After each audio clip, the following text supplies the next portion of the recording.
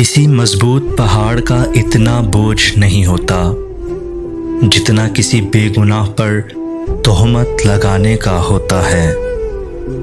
इंसान बीमार उन चीज़ों से नहीं हो रहा होता जिन चीज़ों को वो खाता है, बल्कि इंसान ज़्यादा बीमार उन चीज़ों की वजह से हो रहा होता है जो इंसान को खा रही होती हैं। पहले खून के रिश्ते होते थे, अब रिश्तों का खून होता है। अगर इस दुनिया में खुश रहना है तो ये जान लो कि तुम्हारे रोने से कोई फर्क नहीं पड़ता।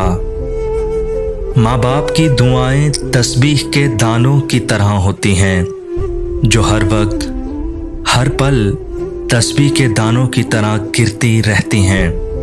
कोशिश करें उन दानों को समेट के रखें। हकीकी दर्द वो होता है जो दूसरों को दुख में देखकर महसूस किया जाए, वरना अपना दर्द तो जानवरों को भी महसूस होता है। जिंदगी हमेशा कुछ नया दिखाएगी, कभी हंसाएगी, कभी रुलाएगी, कभी नए नए रंग दिखाएगी। ये जिंदगी है, इस पर कभी भरोसा मत करना, कभी भी अकेला छोड़ के जा सकती है।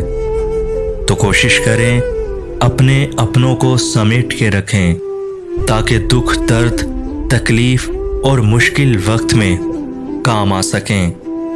मुस्कुराहट की कीमत कुछ भी नहीं, लेकिन इसका नफ़ा बहुत बड़ा है।